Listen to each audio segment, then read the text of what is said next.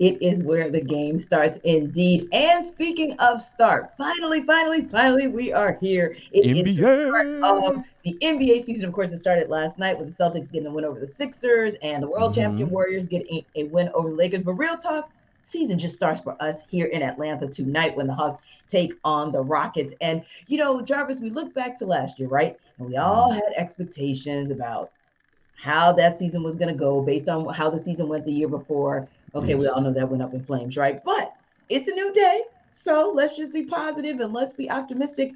And I'm thinking, okay, so now that we know we have new pieces in the puzzle and it's a new look, Hawks team, what are your realistic, emphasis on realistic expectations for this season? Or what would you say your definition of success might be?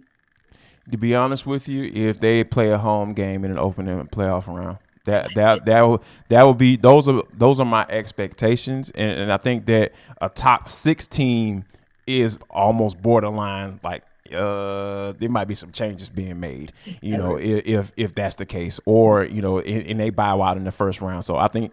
So it's a very small window there, right? So I think the top four teams, get their home playoffs, home series. So, and I think Exactly. that's the expectation for me, because I think Mhm. that you maybe looking at a situation where it may take some time to figure out what this defense is going to look like for the Sure. Atlanta Hawks. You know Yeah. what I mean? But Yeah. but I think that there, and then of course with Nate McMillan Hmm. and how he calls his offense and what he does and how he kind of works with Dejounte Murray, and making sure that these guys are doing what they're supposed to do offensively. And Hmm. I think it's going to be a little bit of an adjustment period, but Yeah. I do expect talent to rule tonight, against the Houston Rockets for sure. Yeah, I would agree, especially because some of their, and albeit rookies in Ty Washington and Jay Sean Tate, they'll be out tonight. And of course, they Right. still have Jabari Smith and Jalen Green. Carter. I'm sorry, yes, Jalen Green. Green, My yes. mind went, you know where my mind is. Yeah, I know what you mean. Back in the Yeah. Falcons camp, right? That But defensive tackle that the Falcons should draft. Yes. exactly. Him. Because That in dude. my mind, and look, Jarvis is actually telling you guys something because in my mind it's been Jalen Carter, and more Jalen Carter. So you all see Yes, that indeed. even Jarvis and I are like still trying to bring it back into NBA, the NBA season and Hawks. But this is what I thought was interesting as well, and I agree with you. At a minimum, Jarvis, at a minimum, we want to see the Hawks have a really host that opening round, right? Because that in Right. all likelihood means you're in that top four. And I thought it was interesting as well. I'll even put like a slight caveat on it too. Mm-hmm. This is going to be a little bit of a loose definition of success, but follow me, Jarvis.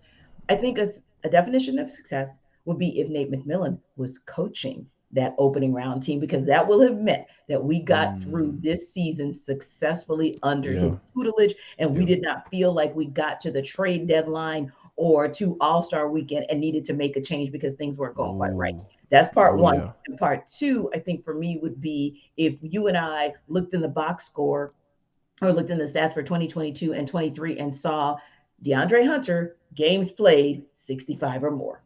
Because Wow. if he That plays wow. 65 or more, Jarvis, Yes. I think that's a great look. I think you make a great point, because we all know that the Hawks are willing to make in season moves. Yes, That's yes. yeah. Like No well, question. we know for a fact that that's the case. You know what I mean? But Mhm. I don't know who the replacement would be if that were to happen. But I Yeah. don't expect that to happen. And I don't foresee that Mhm. happening.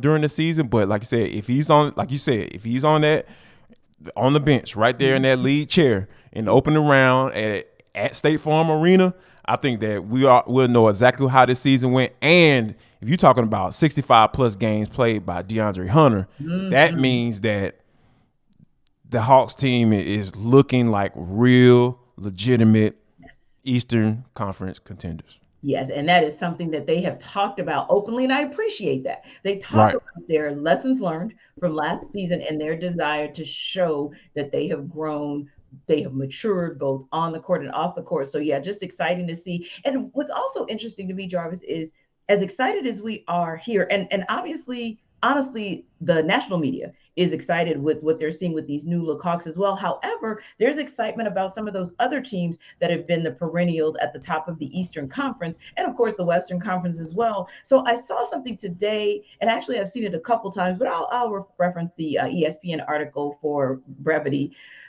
Based on the betting odds, it looks like there's a lot more parity and a lot more of the races being wide open in both conferences than maybe people give credit for. And so the article, I'll just get to our crux of it, if you will, which is the Eastern Conference, basically saying that, okay, the Nets, the Bucks, the 76ers have consensus odds of being 10 to 1 or shorter. However, the teams that are right there with them, the Hawks, for example, the Bulls, etc. And you notice I didn't even have in there the Celtics. So you've got, Mm. yeah, so you've got like three teams right there on the cusp, and those odds are so close together that it made me think, Jarvis, that would be another opportunity for us to say, hey, there's a measure of success out there to get in the top four, because even the odds makers are saying, heck, it's heads or tails. We don't really even know what to look at across the league, let alone the conference. Yeah, I'm with you because, like, as you were talking, I was thinking about all of the little questions that all of those teams that you just named, right? Because the Mm-hmm. 76ers, I don't trust any team with James Harden on it. Sorry. Forget about Right? that. And we already know with Emi Udoka and what went down with the Boston Celtics and Jaylen Brown was being on the trading block, and they were trying to Mm-hmm. trade for, Kevin Durant, essentially his name being floated around. So we know how that works and how Mm-hmm. what goes on with that piece because Yes. we experienced that here with John Collins, right? Yes. And then you thought the Brooklyn Nets, right? Kyrie Irving. I don't Yeah. trust anything when it comes to Kyrie Irving. He's going to be out there. He's going to find a reason not to play. Is he going to be Mm-hmm. available because he's not hurt? All those questions come into play. And then Kevin Durant hasn't played a full season in since what, Since 2018? Right, since then. So there are a lot of questions up and down all of those teams that are quote unquote the highest favorite in the Eastern Conference. So when you talk about a team that's not firmly set at the top of the Eastern Conference, I feel like the Hawks got game. They got game, and they're ready to be able to go out there and compete.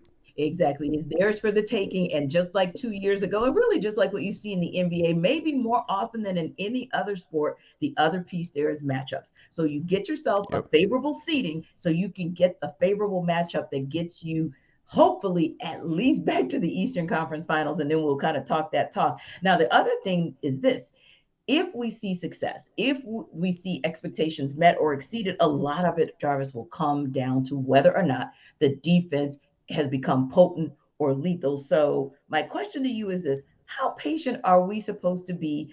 What is it that you're looking for that tells you, okay, I believe that this defense is on point? And I'm going to take it back to the Eastern Conference Finals run. This team's defense is at least on point for what they looked like in the last about 10 to 15 regular season games, and then as they kept progressing forward in the conference finals. Yeah, I think that you're gonna have to practice a little bit more patience because I think that when Yeah. just kind of having a conversation about it and kind of thinking about it out loud, it was like, all right, now they have enough talent to figure it out on offense, right? Yes. There's like they can figure it out. They figured it out with just Trae essentially being the all in all for last year and still were Mhm. able to get into the playoffs. But when you have more weapons and more and guys getting better in DeAndre Mhm. Hunter and John Collins, I think that the offense is going to take care of itself. But when you're talking about being able to communicate with each other on defense, Dejounte Murray being playing around different guys, we all Mhm. know he was brought in to be the stopper, right? He's the guy. He's the Yeah. guy he's the defensive guy. He's going to help make everybody better, right? Mhm. Well, it doesn't necessarily work out there in the first 15 games. I think you're Right. gonna have to. It's gonna take some time for those guys to kind of figure each other out and know Mhm. Murray's gonna have to figure out like, okay, this is Trae's big weakness. I'm playing defense. I can we offense be damned, Mhm. but Right. this is when once you get in it, that's when you start to figure out how things work. And I think Nate Mhm. McMillan's gonna be integral into and figuring out that thing as well, so he can know when it comes to those rotations and Yeah. how who can play Yeah. best with each other. Is he going to Mhm. stagger Trae and Dejounte? So if there's going to be a moment where Dejounte and Trae aren't in a game together Mhm. Mhm. defensively from a Yeah. defensive matchup standpoint, so all those things come into play, and I think Mhm. it's gonna take a few games Yeah. in order for them to get that to figure that thing out. Yeah, and I think that's the chemistry and the gelling that Landry Fields mentioned when I spoke to him a couple weeks ago, because I Right. agree with you. The offseason, particularly summer league and what we've seen even in training camp and of course in preseason, shows that the offense is pretty much already gelling and the chemistry is there. But like you said, it's the defensive side. For example, if they're going after the wing, and Dejounte is a different looking two, and then you've got Yeah. DeAndre Hunter, who hopefully will be strong and be healthy.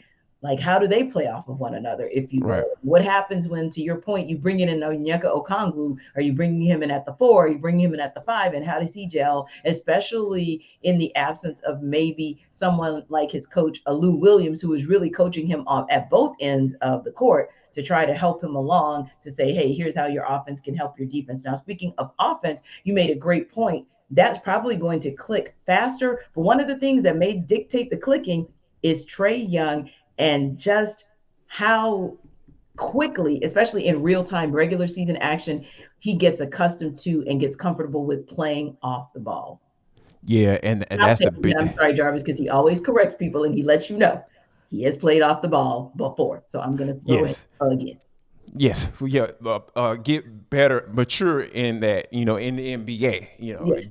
being Yeah. able to play off the ball, and I think that that's something I don't think it's going to take too much time to master. To be honest with you, because when you as prolific as a shooter as he is from deep Yeah. and spotting up, I don't think Trae has an issue with spotting up. Like, who Right. thinks that? So I think it's just a matter of him doing it, just like I talked about defensively. So the adjustment period for this team is going to take some time defensively, and like you said, they still have to figure some things out offensively. Yeah. But when you have as much scoring talent as they do, I'm not too concerned about that.